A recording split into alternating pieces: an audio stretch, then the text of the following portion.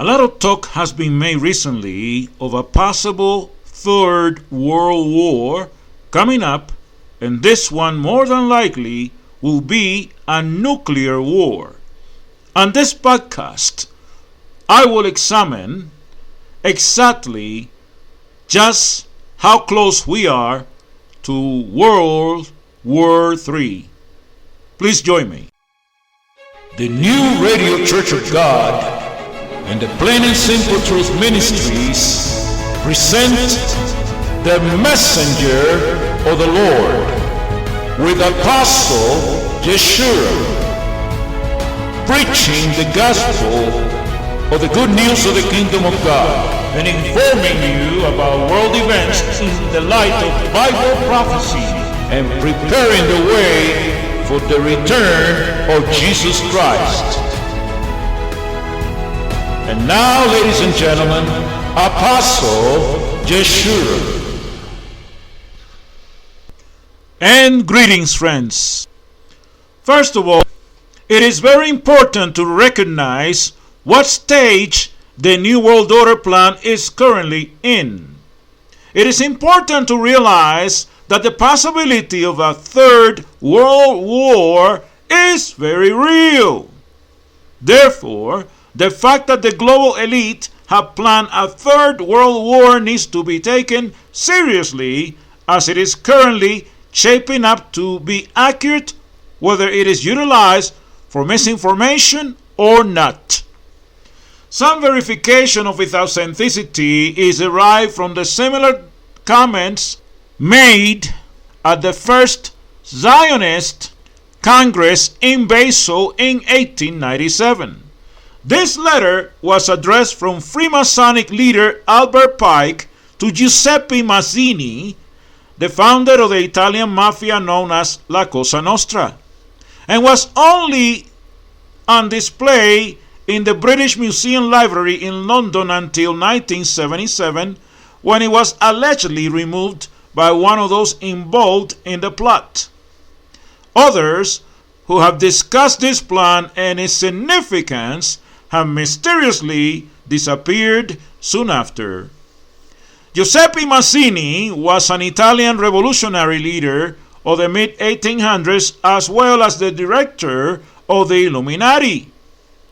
Albert Pike, who is a historical Masonic figure, was a 33rd degree Freemason, occultist, Grand Master, creator of the southern jurisdiction of the Masonic Scottish Rite Order, and a founder of the KKK.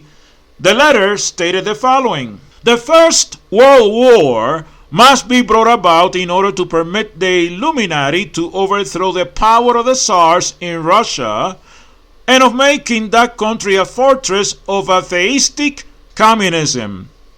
The divergences caused by the agentur, that is the agents involved, of the Illuminati between the British and Germanic empires will be used to foment this war.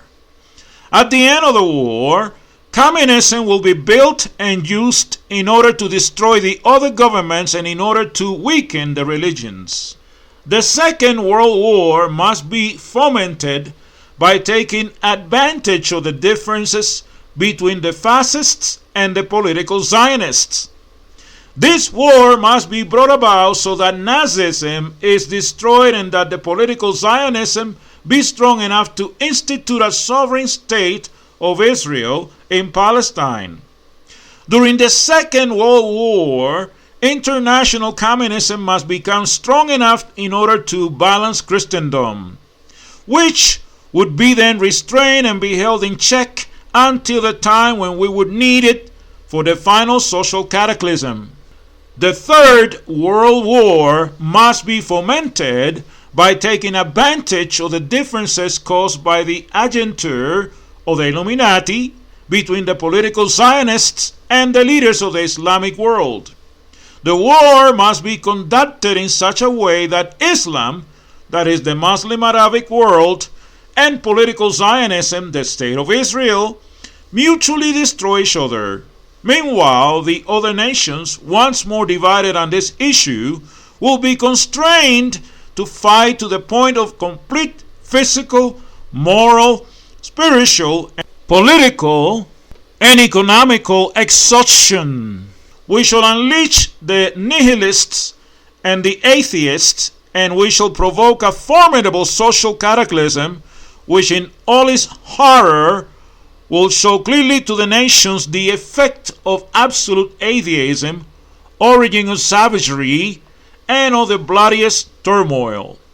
Then everywhere the citizens obliged to defend themselves against the world minority of revolutionaries will exterminate those destroyers of civilization, and the multitude disillusioned with Christianity, whose deistic spirits will from that moment be without compass or direction, anxious for an ideal, but without knowing where to render its adoration, will receive the true light through the universal manifestation of the pure doctrine of Lucifer, brought finally out in the public view. This manifestation will result from the general reactionary movement which will follow the destruction of Christianity and atheism, both conquered and exterminated at the same time. Now, when assessing the validity of the previously described three world plans, it is clear that there's much similarities between what occurred and what was theoretically intentional. Again, there is considerable detail of both wars to illustrate the validity of the statements.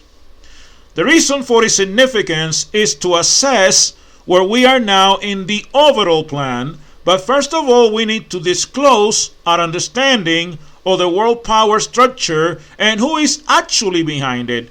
With this in place, we can begin to see how the Southeast Asia region fits into the overall plan. The world governance power structure starts with the understanding that the wealthiest families have actual control of the resources to implement their plan and not governments. These families are essentially the owners of the system. Governments, the United Nations, and regional governing bodies merely provide the constraints for the system. The real power is hidden and their true wealth is concealed from plain sight. The owners of the system essentially control the primary resources: media, internet, international banking system, militaries, intelligence communities, religious organizations, both illegal and legal, drugs, logistics, and weapons. It is a tightly woven web that is highly controlled with large barriers to entry. The following describes the doctrine which originates within the Kabbalah with its ties to Satanism and Luciferian ideology that has been utilized to push forward the quest for world government. Interestingly, even the United Nations, under the ideology of the Lucis Trust, formerly known as Lucifer Publishing Corporation, demonstrates an adherence to a similar agenda. As previously mentioned, we live in a distorted world that can only be understood from a perspective of inversion. When assessing the situation in the world today, it is clear the following ideology is being effectively employed. Number one, corrupt minds with filth and perversion. Number two, encourage people to spy on one another. 3. Eliminate religions and replace it with science and materialism. 4. Control the education system to spread deception and destroy intellect. 5. Rewrite history for our own benefit. 6. Create entertaining distractions. 7. Place our agents and helpers everywhere. 8. Take control of the media and use it for our plans. Number 9. Start fights between different races, classes, and religions. Number 10. Use bribery, threats, and blackmail to get our way. Number 11. Use Freemasonic lodges and covert religious and secret society organizations to attract potential public officials and other future agents. Number 12. Appeal to successful people's egos.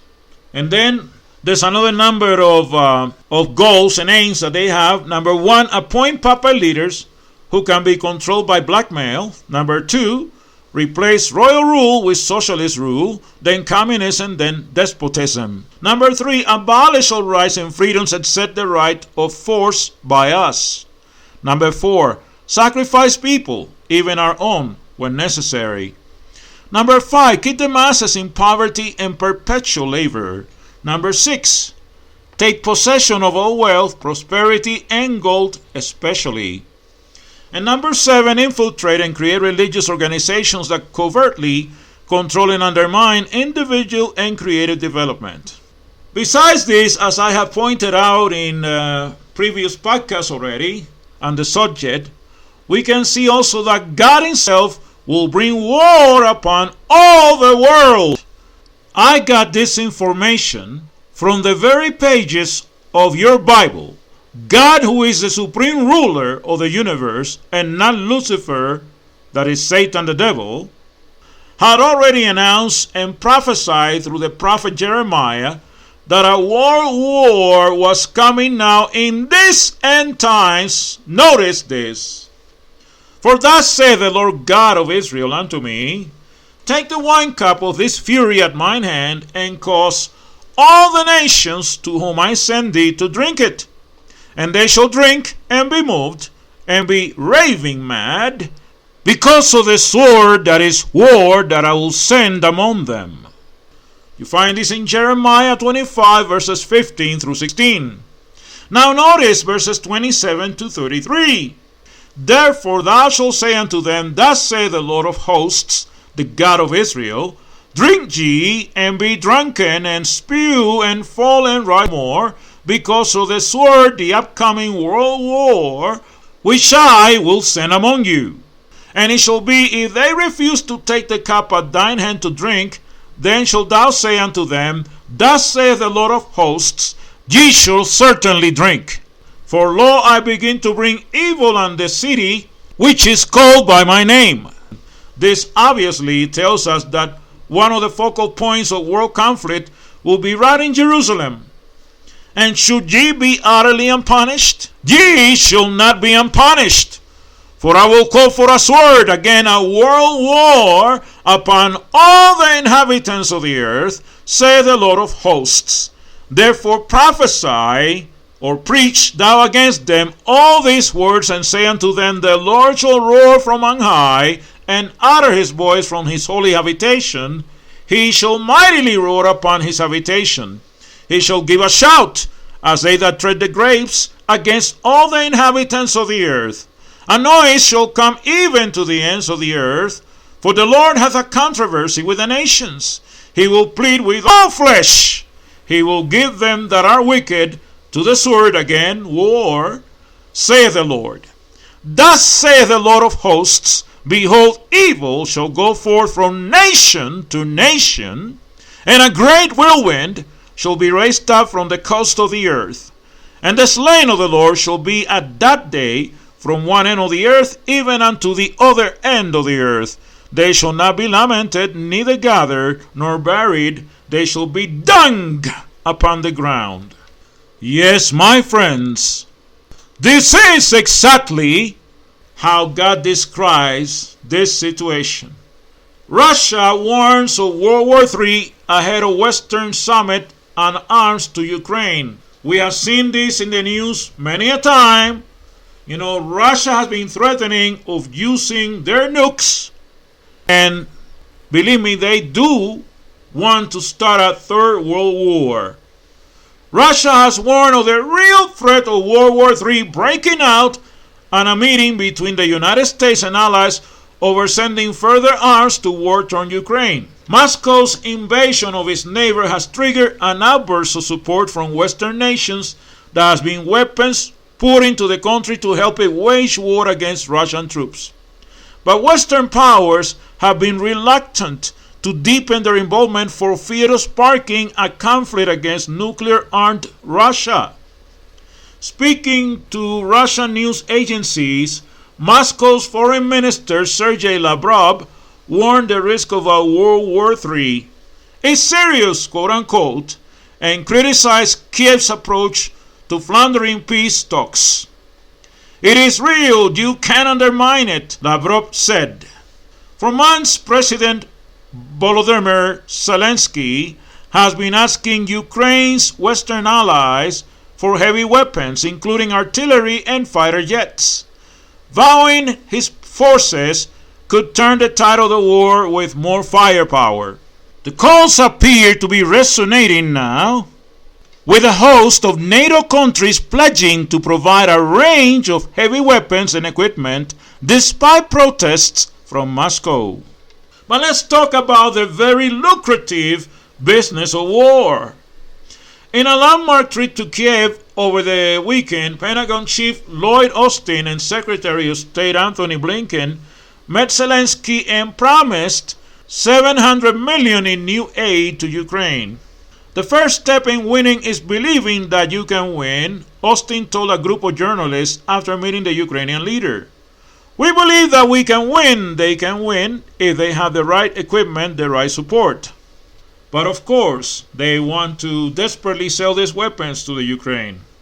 And on the invitation of the United States, 40 countries will also hold a security summit in Germany to discuss further arms to Ukraine, as well as to ensure the country's longer-term security once the war is over.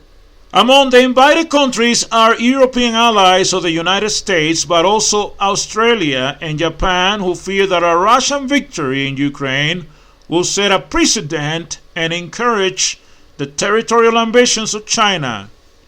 For more information on this subject, I highly recommend that you grab a copy of my book, All Roads Lead to China, the emerging new leader of the world. Is China planning to become the next superpower, and will it be the next leader of the world? Apostle Yeshua's new book, All Roads Lead to China, the emerging new leader of the world, is on sale right now. You need to get your copy today. This book is very informative, and it will show you exactly the plan of the New World Order. All roads lead to China, the new emerging leader of the world.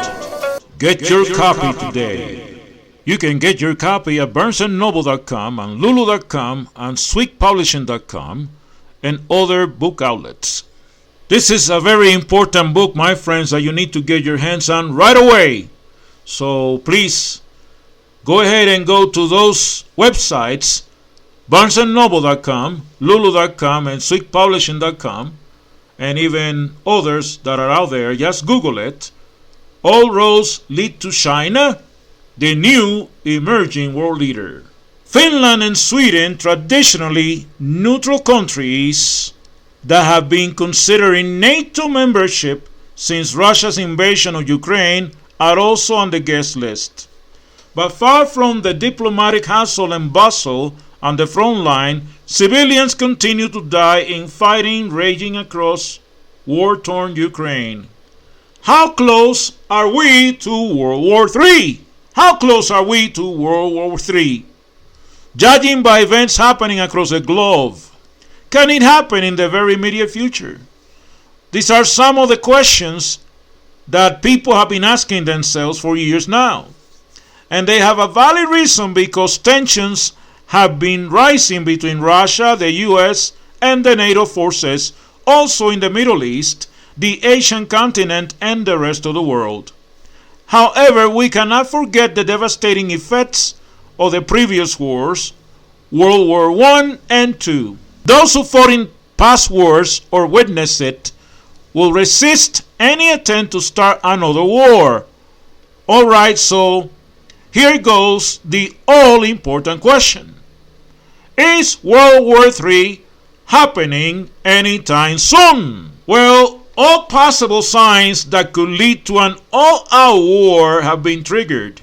There's rising tension in the Middle East, North Korea forging ahead and testing their nuclear warheads despite sanctions, the killing of Qasem Soleimani, and the rise of other superpowers. The emerging superpowers include Russia and China, with the latter recently ending its feud with the US in what experts term as trade wars. However, with all this happening, the most likely event to instigate a war would be the armed support of the NATO forces to Ukraine and pissing off Putin into going nuclear against everyone. But it seems no country wants to risk going to war because of the devastating effect it could have. Plus, there are other ways a nation can display its might. An example is the trade war between China and the US. Again, for more information on this topic, I highly recommend that you get a copy of my new book, All Roads Lead to China, the emerging new leader of the world. The beginning of World War III.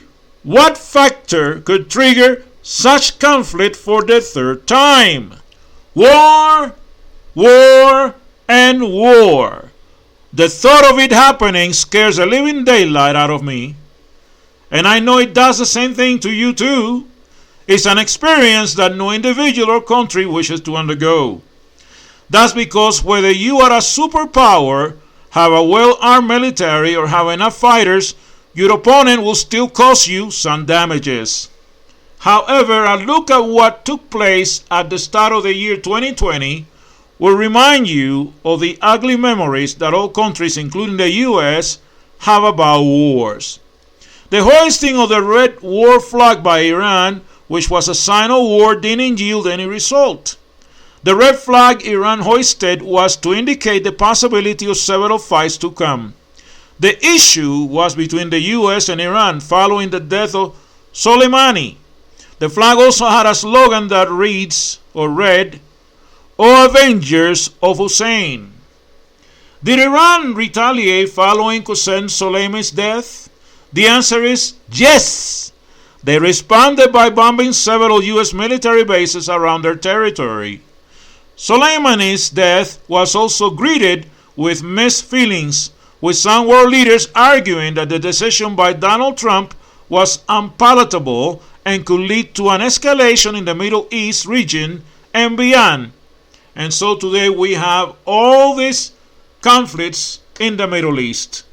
But outside Soleimani's death, other factors could give rise to World War III.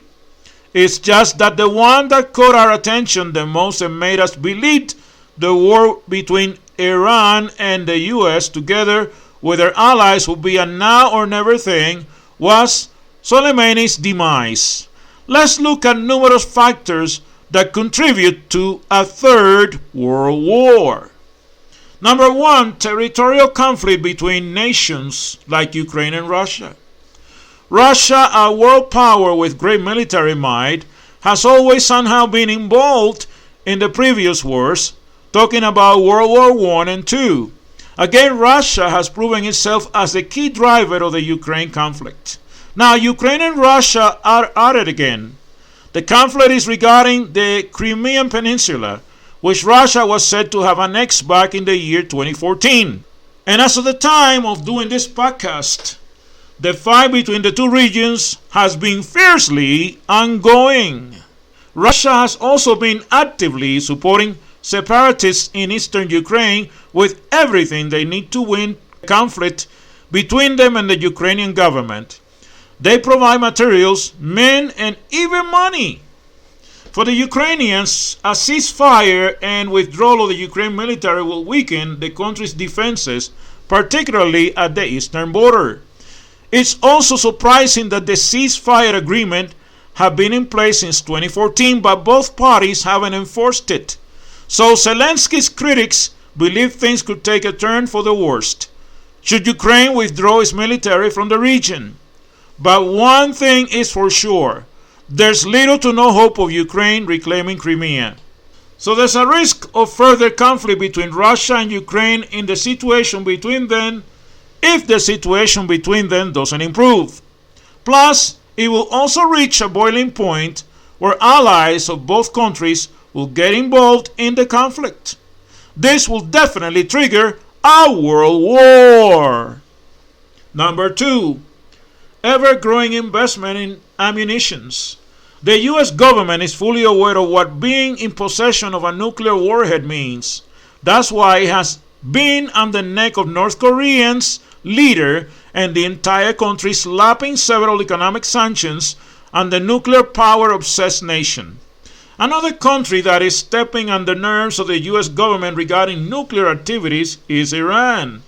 It has received a series of economic sanctions for the continuity of its nuclear program. But the US government's manner of handling the situation has been called into question.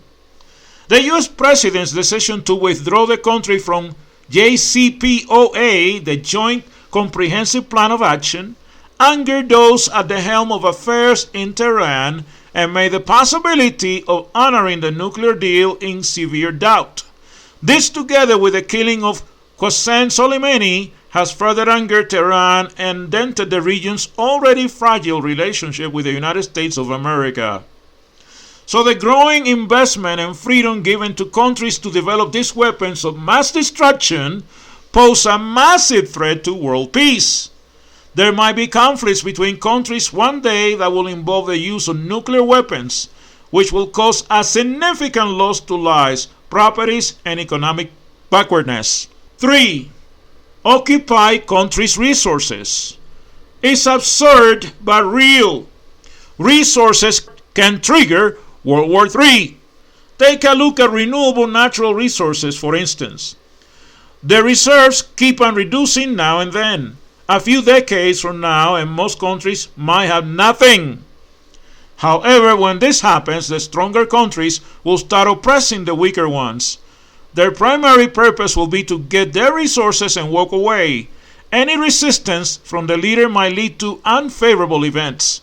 The thing is, you might not find the stronger or more powerful countries oppressing the weak directly. Instead, they will empower militants and terrorists to unleash civil unrest in the region. An example is the Russia-backed armed group in the eastern region of Ukraine. We also have the Somalia civil war that has lasted for years. The country had an abundance of gold and gas, and the future was bright. But today they have been pushed into a civil war.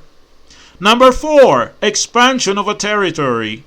Can territorial expansion give room for a war in this 21st century? The simple answer is yes. Territorial expansions have been a system by which most countries increase resources or have become more powerful in the past. And it has started happening across the globe. This activity also threatens world peace. We have witnessed numerous countries, particularly neighboring ones, at loggerheads because of that. What caused World War I? It was partly because of territorial expansion. Austria was interested in Serbia and was consumed by the thought of annexation. That led to an all-out war between both nations, including their allies. Today, Russia is repeating the same thing before our very eyes. In 2014, it seized Crimea from Ukraine, displacing over 2 million people and destroying properties worth a fortune. Putin's reason for backing the move was that the region has more ethnic Russians. Israel, on the other hand, is clamoring to reclaim remaining Palestine. The list goes on and on. So the greed to expand territories is driving many warmongers nuts and posing a severe threat to world peace. And if caution isn't taken, the weaker countries will fight back and have their allies back them. Now, here are 10 countries that can make World War III happen. Tensions keeps rising. World leaders are clamoring for peace and de-escalation. If you pay close attention, you will also notice that most of these countries have started to from alliances. However, we have seen things that could trigger World War III happening. The question is, who are those countries that could be responsible? Well, here they are. Number 1, Iran. Number 2, the United States of America. Number 3, Russia. Number 4, Israel. Number 5, the United Kingdom. Number 6, Pakistan. Number 7, Syria. Number 8, North Korea. Number 9, China. And finally, Iraq, number 10. And let me tell you about 5 places where World War III could start in 2022. Real conflicts of interest in Eastern Europe and the East China Sea has set the table for the first serious great power conflict in decades. Crises in the Middle East, Northeast Asia, and the Himalayas continue to smolder. Here are the 5 most dangerous flashpoints for the eruption of World War III in descending order of peril. Number 1. Ukraine. Easily the most likely flashpoint for great power war in 2022 lies along the border between Russia and Ukraine. Over the past months, Russia has steadily destroyed and barbarically killed thousands, if not millions, in Ukraine. Russia's immediate concerns involve the Ukrainian acquisition and use of Turkish drones along its border regions, along with a general increase in Ukrainian military power. Moscow's long-range problem is its inability to reverse the Western orientation that Kiev has adopted since 2014. Russia has publicly argued that it wants to resolve the issues of Ukraine and of Russia's relationship with NATO on a permanent basis. The United States and NATO have not responded positively to these overtures, but have notably failed to guarantee Ukraine's security and have been sending Kiev more armed support in spite of Russian threats. Direct Russian military action has put immense pressure on the United States to respond in some fashion. However, the U.S. have been supporting Kiev in several ways without direct intervention. This includes economic sanctions against Russia, cyber attacks against Russian infrastructure, the transfer of weapons to Ukraine, and the sharing of real-time intelligence with Ukrainian forces. The use of any of these tools, especially if they show some success on the ground, could lead to a confrontation between Moscow and Washington. Number 2. Taiwan. Over the past year, long-simmering U.S. concern over the Chinese threat to Taiwan has seemed to come to a boil. Chinese military capabilities have grown up rapidly over the past decade and now constitute a major obstacle against U.S. intervention.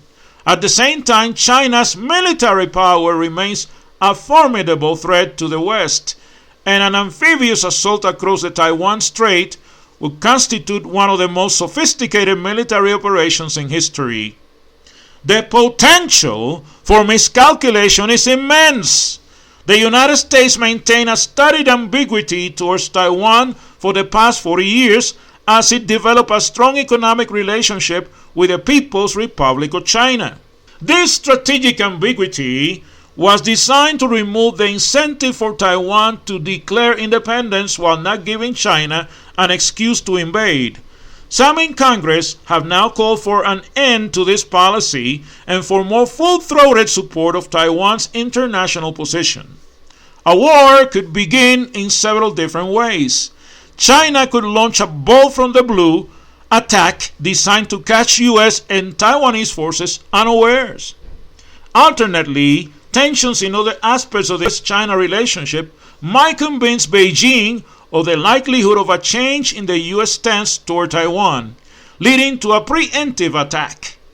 Finally, and least likely, Taiwan might attempt to make its independence an accomplished fact, which most analysts believe would incur Chinese military intervention. In any eventuality, escalation would be difficult for either side to manage, and a fight over access to Taiwan could quickly degenerate into a general war. Number 3. Iran. Any honest appraisal of U.S. policy toward Iran now recognizes that the then-President Donald Trump's decision to abandon the Joint Comprehensive Plan of Action, the JCPOA, better known as the Iran nuclear deal, was a disastrous mistake. The U.S. effort to increase military and economic coercion against Iran has failed. Iran has stepped up its nuclear efforts while improving the sophistication of its missile forces and increasing its covert activities across the region. Negotiations have thus far failed to restore the status quo, as the United States has stumbled over its inability to commit and Tehran has taken a tough attitude. If negotiations fail to bring Iran into some kind of a deal, the threat of military action lurks in the background. While the Biden administration doesn't seem excited about the prospect of war, U.S. allies in Riyadh and Jerusalem could try to trigger a confrontation. Similarly, if Iran comes to believe an attack is inevitable, it could preempt with all the tools it has available. Iran lacks committed great power backing, but a conflict in the Middle East could open opportunities elsewhere for Russia and China. Number 4, North Korea. The North Korea front has gone quiet over the last couple of years as the DPRK has struggled too much with the COVID pandemic to bother making much trouble internationally. Japan, South Korea, and the United States have similarly been happy to let sleeping dogs lie, focusing on bigger international and domestic problems rather than trying to cut through the apparently intractable Korean situation. But the reality is that the North Korean bear has recently come out of the hibernation and has begun to flex its nuclear muscles once again. To the extent that North Korea has made the headlines, the news largely seemingly looking for confrontation and to be provocative with new ballistic missiles and weapons and making more threats against the U.S. and Seoul. And yet, the problem of North Korea remains unresolved. It is not a failed state, but it faces enormous economic, social, and political problems. Historically, Pyongyang has used external belligerence to attract international attention and force a resolution of its concerns. While North Korea keeps testing nuclear weapons, as in recent years, a resumption of testing combined with additional tests of its missile arsenal could erase much of the calm that has ensued over the past few years. Number 5, the Himalayas. Tensions between China and India have mellowed over the past year, but we should not forget that the border between the two countries witnessed lethal confrontations over the past 2 years. India and China have worked hard to reduce tensions along the border, but various basic disagreements over territory and disposition remain. Both countries have continued to build up infrastructure in the region that could support rapid military mobilization.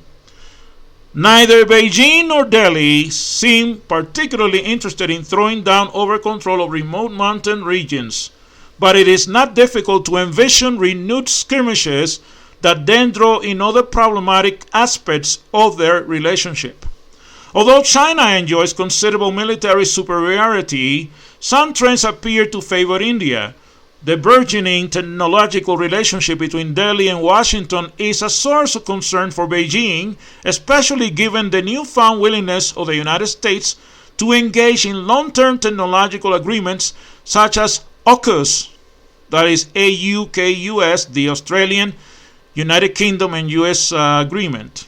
If China comes to understand renewed tension along the border as part of a general encirclement strategy rather than as a bilateral problem with India, it might become more willing to take serious risks to resolve the situation.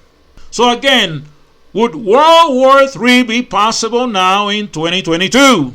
The COVID pandemic has demanded much of the world's attention over the past 2 years. This hasn't stopped geopolitics in its tracks, but it certainly has redirected the priorities of global leaders. The pandemic isn't over, but it is becoming part of the background noise of international politics, and great powers are recalibrating and reasserting their interests. We shouldn't expect great power war in 2022, but we should always be aware of the potential for things to get out of hand, especially since this sort of thing have been on the planning table a long time ago. Most importantly, we should take care to consider that the conflicts that I have mentioned are interactive and interdependent. If war breaks out with Iran, it affects decision-making over the whole world. And this, according to Bible prophecy, is destined to start very soon. So, in conclusion, my friends, is World War III close? That's part of the long-time globalist agenda, and they have made it very clear recently that is their potential aim and most likely outcome. However, we have seen the signs also. What remains is for them to manifest their agenda into an actual and very real world conflict soon. By and large, peace is more important than war, but 6,000 years of men's history have shown us that leaders across under the sway of Satan's rule and government upon the earth have demonstrated their real and true intent not to give peace a chance, only Jesus Christ and God the Father will ultimately bring peace upon earth once his kingdom is established and Satan and all his cohorts and Masonic leaders of this world are banned and destroyed by the King of Kings and Lord of Lords. Until next time, this is Apostle Yeshurun saying goodbye, friends. You have heard the messenger of the Lord with Apostle Yeshurun, preparing the way for the return of Jesus Christ. For more information on this podcast and this program, you may write us by email at Yeshurun, Apostle of the Lord, at AOL.com. Again, that is Yeshurun, ESHURUM, Apostle of the Lord, at AOL.com. This podcast was sponsored by the New Radio Church of God and the Plain and Simple Truth Ministries, and by the free will offerings, tithes, and donations of those who are listeners of this podcast and are supporters of this great work of God. The preceding program has been a Plain and Simple Truth Ministries presentation.